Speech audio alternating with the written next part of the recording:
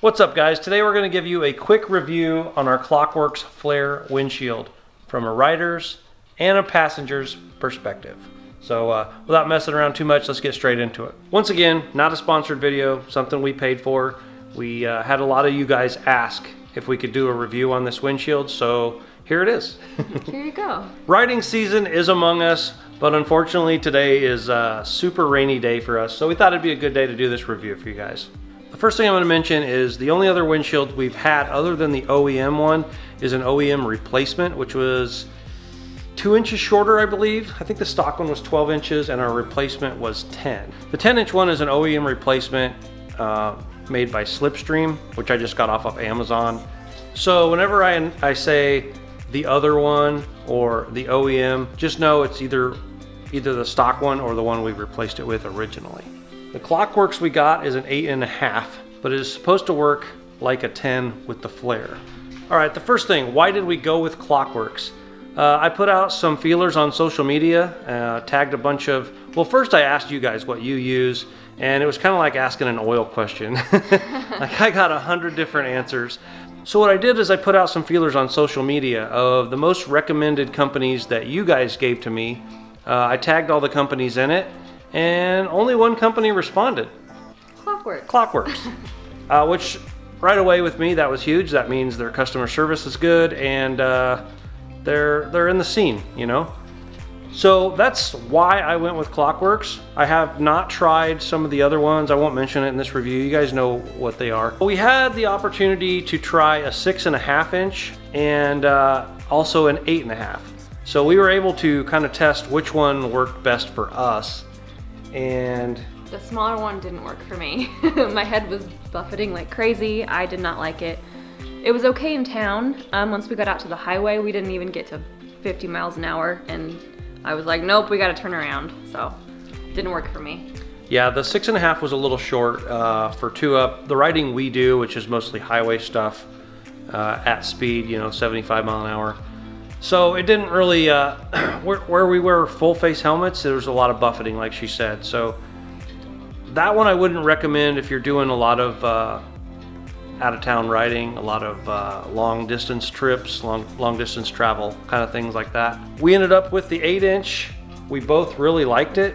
So as far as compared to the 12-inch original windshield, that's this one right here. It's not the best looking windshield, that comes with the Ultra Limiteds came with the 12-inch. And it was a great windshield as far as blocking the wind and things like that. She really liked it, didn't you? Mm-hmm. Because it was tall and it kind of got the air over our heads. We never really tried that one with our full face helmets, but with our half helmets, which anybody that rides with a half helmet, you guys know the wind can catch underneath of those.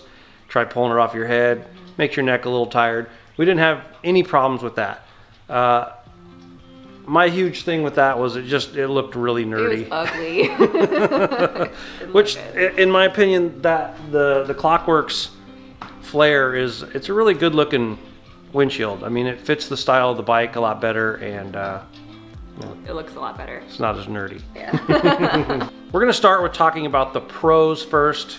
Keep it positive, and then we'll throw in a couple things that we didn't really like at the end.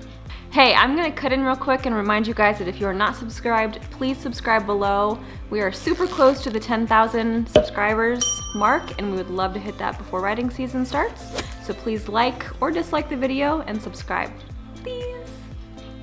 So one thing I really liked about the Klock Werks, I guess the first pro for me, is they do use the flare, and it kind of curves in on the sides, which they claim helps with turbulence, and I feel like that's not a marketing scheme. The air feels a lot smoother coming over the fairing compared to the stock windshield or the Slipstream.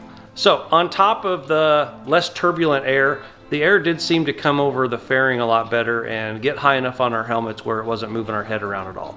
I feel like that's really good design because it fits the style of the bike a lot better, keeping that windshield short and also functional at the same time. Which kind of leads me into my second pro that I had is it's short enough you can see over for, if you're on a gravel road or you find yourself on a sketchy mountain road, on your touring bike, which I have done before, Yeah, you have. you can kind of see right in front of you, you know, if there's a rock or something you need to avoid. It's not very typical, I know, but it does happen when you're a little bit adventurous. It has happened. And I guess if I had to give it the third pro, like I said before, it's aesthetically pleasing. What does Lady Devil think of her pros? So my pros are that it does get the wind over my head.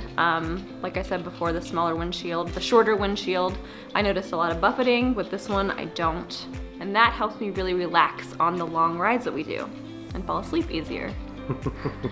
So I can only come up with 2 cons to this windshield. One, it's not quite as thick as the OEM one. That's not really a con, but you have to be very careful when you put it on and you're tightening down your windshield bolts that you don't crack it. Because if you don't get it perfectly lined up, it will crack. And you just dump $100 plus on a windshield, you don't really want it to break right away. So if you do get it, just make sure you follow the instructions on how to put it in, because it could go south on you real fast. The second thing I don't really like about it is my windshield bags. In their description on the website, it says it does not interfere with windshield bags. They also told me that. I messaged them, and they're not wrong. It's just They're more still difficult to get into. Yeah, they're still functional. I can get into them, but it's a little harder to get into them in and out. And I have, over the past 6 months, found myself not using the side bags quite as much just because of that reason. I do have the T-bags version of the windshield bag, so they are shaped a little different than the Harley one. I would think the Harley one might be actually harder to get into them since they're straight compared to these kind of angle down a little bit. But honestly, I think it's a good trade-off. I didn't use them all that much anyway, and with the looks of the windshield and the fact that it does function as advertised, I'm okay giving up a little bit of that space. So if you're 2 up and you're wondering if it's a good windshield to get for the old double riding to make sure she's happy, Which is all that matters. I'd say go ahead and get it. I'm not an affiliate of them, but if I can find a link for my Amazon store, I'll put it down in the description. Otherwise, I'll just link you directly to the windshield I got down in the description, and you can follow that to get whatever you want. Alright guys, so there was our review on the Klock Werks windshield. If you're looking for a windshield, we hope it helps your guys' decision, and we will see you in the next video. Sup? Without dicking around too, I can't say dicking around. Well, this is embarrassing. Who wants to go change now? Oh, Just kidding. I'll go change. No, we'll wear the same thing. So I can only come up. I'm laughing.